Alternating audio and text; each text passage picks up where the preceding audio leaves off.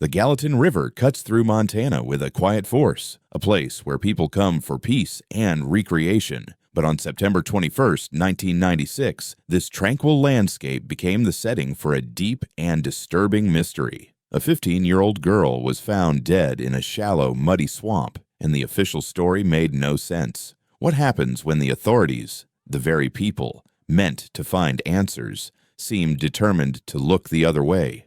For nearly 3 decades, the death of Danielle Houchins was officially classified as undetermined. It was a single word on a piece of paper that her family knew was a lie that allowed a killer to walk free, protected by a flawed investigation. They never gave up their fight for the truth, even when it felt like no one was listening. They didn't know that the key to identifying the man responsible was locked away in an evidence locker hidden within 4 tiny rootless hairs. This isn't just a story about a cold case. It's about a system that failed a family and a sister who refused to give up. Before we expose the truth, hit that like button if you believe no family should have to fight this hard for justice. Stay with me as we detail how one of Montana's most haunting cases was finally cracked wide open. To understand the depth of this case, you first have to understand the girl at its center. Danielle Hutchinson, or Danni, as everyone who loved her called her, was a true daughter of Montana. At 15, she was more at home in the mountains than anywhere else. A vibrant and active teenager with a passion for the outdoors. She spent her time fishing the local rivers, hiking the rugged trails, and skiing down the snowy slopes that surrounded her home in Belgrade. She was capable, familiar with the wild beauty of her home state, and full of life. The morning of September 21st, 1996, began with a minor family argument. It was the kind of ordinary disagreement that happens in any household with a teenager, a fleeting moment of friction that, in any other circumstance, would have been forgotten by lunchtime. To cool off, Danni asked if she could take the truck and drive to the nearby Cameron Bridge fishing access site. It wasn't a random choice, it was her sanctuary, a familiar and tranquil spot along the Gallatin River where she often went to find a moment of peace. Wearing blue jeans, a gray sweatshirt, and a knee brace from a recent dancing injury, Danni left her home around 11 in the morning. It was a simple, understandable request from a teenager needing a little space. Her family watched her go, completely unaware that this typical Saturday morning was about to be shattered. It was the last time they would ever see her alive. As the afternoon wore on and the sun began to dip toward the horizon, a mother's intuition turned into a gnawing dread. When Danni didn't return home, her mother, Cheryl Houchins, drove to the Cameron Bridge fishing access site to find her. The sight that greeted her was every parent's worst fear. Danni's truck was there, sitting unlocked in the parking lot. A short distance away, on a trail leading toward the river, lay her daughter's keys and water bottle, abandoned. It was a clear, immediate sign that something was terribly wrong. A search was quickly organized. Volunteers from the Gallatin County Sheriff's Office joined family and friends, combing the area as the last light of day faded from the sky. With darkness came a new level of danger, and the official search was paused for safety reasons. But for Danni's loved ones, stopping was not an option. 2 family friends who knew the terrain well refused to give up. They continued their search with flashlights, pushing through the dense willows and marshy ground. Around 9:30 that night, they made a devastating discovery. In a shallow, muddy pool of water, partially concealed beneath a willow tree, they found Danni's body. She was lying face down. The scene itself was a silent, screaming contradiction to any notion of a simple accident. Experienced outdoors people, the family knew Danni would never have drowned in a few inches of murky water. Yet, in the days that followed, the family's nightmare was compounded by the official response. Despite the clear indicators of foul play, the medical examiner listed the manner of death as undetermined. Law enforcement officials began to publicly suggest that Danni's death could have been an accident, perhaps a fall or a simple drowning. This was the narrative they presented to the community, a narrative the Houchins family immediately and vehemently rejected. It was the beginning of a long, painful battle, where the family's fight for justice was met with a wall of official indifference.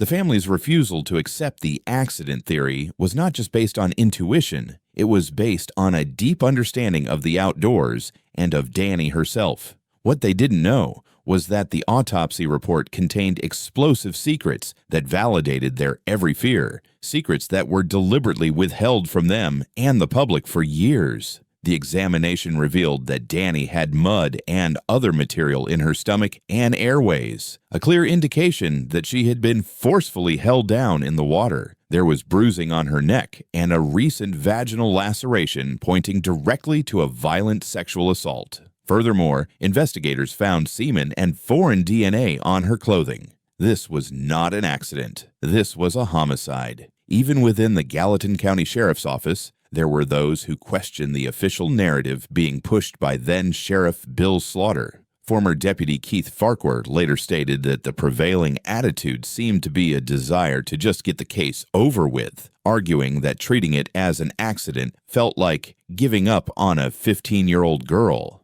Another former detective, Cindy Botek, cut straight to the heart of the matter with a simple, powerful question: who swallows mud in a drowning? This initial mishandling did more than just let a case go cold. It created a deep and lasting rift between the Houchins family and law enforcement, fueling decades of pain and uncertainty. It left a gaping hole in the lives of Danni's loved ones and, most critically, it allowed a predator to escape justice and disappear back into the community. It's infuriating to think that the evidence was there from the beginning. Let me know in the comments what you think about the initial handling of this case. And if you're finding this story as compelling as I am, please consider subscribing to Crime Scene for more deep dives into cases like this. While the official case files gathered dust, the Houchins family's fight for the truth never paused. At the forefront of that battle was Danni's younger sister, Stephanie Mollet. Fueled by the unshakable conviction that her sister had been murdered, Stephanie became a relentless advocate for justice, refusing to let Danni's memory be defined by the word undetermined. For over 15 years, she became a constant presence for the Gallatin County Sheriff's Office. She made call after call, wrote letter after letter, demanding access to the autopsy reports, crime scene photos, and any piece of information related to her sister's case. She would not allow them to forget. Her persistence was born from a deeply personal vow she had made not just to herself, but to her sister. In her own words, she said, "I promised myself, I promised my sister, I'm coming for you, Danni." That promise kept her going through years of stonewalling and official silence. Then in 2021, 25 years after Danni's death, a detective finally sat down with the family and confirmed what they had known all along. He laid out the violent, painful details of the autopsy that had been kept from them for a quarter of a century. Danni's death was unequivocally a homicide. For Stephanie, hearing the official confirmation was like being hit by a nuclear bomb. It was a moment that brought a tidal wave of fresh trauma, forcing the family to relive the horror in stark detail. But it was also a moment of profound validation. Their fight had not been in vain. The truth, buried for so long, was finally beginning to surface. The family's validation was the spark, but a renewed official effort was the fuel needed to finally solve the case. In 2019, the investigation was officially reopened. By 2021, newly elected Sheriff Dan Springer, who had been just a rookie deputy in the department back in 1996, made cracking Danni's case a top priority. He brought in retired LAPD Captain Tom Elfmont and Sergeant Court Depweg, a specialist in DNA-based homicide investigations, to bring a fresh perspective to the decades-old evidence. The team combed through every file and every piece of evidence collected back in 1996. The key, they believed, had to be in the DNA. But the foreign DNA found on Danni's clothing had never produced a match in the National CODIS database. Their last hope rested on a single, incredibly challenging piece of evidence that had been sitting in an evidence locker for nearly 3 decades. 4 rootless hairs that had been recovered from Danni's body during the original autopsy. This was a monumental challenge. Hairs without a root don't contain the nuclear DNA needed for a standard profile. It meant that a traditional test was useless, but forensic science had evolved dramatically. The hairs were sent to specialized labs, including Astria Forensics and Parabon Nanolabs, who could attempt to extract a partial DNA profile from the hair shaft itself. With a usable, albeit partial profile finally secured, investigators turned to the revolutionary field of forensic genetic genealogy. they enlisted the help of one of the most renowned experts in the field, CeCe Moore. The process she undertook was nothing short of remarkable. The partial DNA profile was uploaded to public genealogical databases, where it was compared against the DNA of millions of citizens who had submitted their own kits to explore their ancestry. This didn't give them a direct match to the killer. Instead, it gave them a starting point, a list of distant relatives, people who shared a great-great-grandparent with the unknown subject. From there, Moore began the painstaking work of a traditional genealogist. Using public records, birth certificates, census data, obituaries, she started building a massive family tree, connecting these distant cousins and working her way back through generations to find their common ancestors. Once she found them, she built the family tree forward again, tracing every descendant down to the present day. Thousands of possibilities were meticulously researched and eliminated until one branch of the family tree led directly to a man living in Montana. After 28 years of silence, they finally had a name. After decades of dead ends, the investigation had finally zeroed in on a single person of interest. The question that had haunted the Houchins family and investigators for 28 years was about to be answered. Who was this person? Was it a drifter who had passed through town? A known offender who had somehow slipped through the cracks? The truth was far more unsettling. The man identified through genetic genealogy was not a monster lurking in the shadows. He was a man hiding in plain sight. His name was Paul Nathaniel Hutchinson. At 55 years old, Hutchinson was a respected member of his community in Dillon, Montana. He was a longtime fisheries biologist for the Bureau of Land Management, a husband and a father to 2 adult children. He had no criminal record. He was a known figure in local hunting and fishing circles, a man whose life appeared completely and utterly normal. He was, by all accounts, the last person anyone would ever suspect of committing such a brutal act of violence. But investigators dug into his past, and the connection became undeniable. Back in 1996, at the time of Danni's murder, Hutchinson was a graduate student at Montana State University in Bozeman, studying fisheries and wildlife biology. His studies and his work would have frequently taken him to the very recreational areas along the Gallatin River that Danni loved, the same fishing access sites, the same trails. Investigators found no prior link between Hutchinson and Danni or her family. They were strangers. The conclusion they reached was as simple as it was horrifying. The attack was a random, opportunistic act of violence. On that September day, their paths crossed by pure chance. Hutchinson saw an opportunity, and in a moment of unimaginable brutality, he assaulted and suffocated the 15-year-old girl in the shallow water of the Gallatin River. He then walked away, leaving her body partially submerged in the mud, and blended back into his normal life for the next 28 years.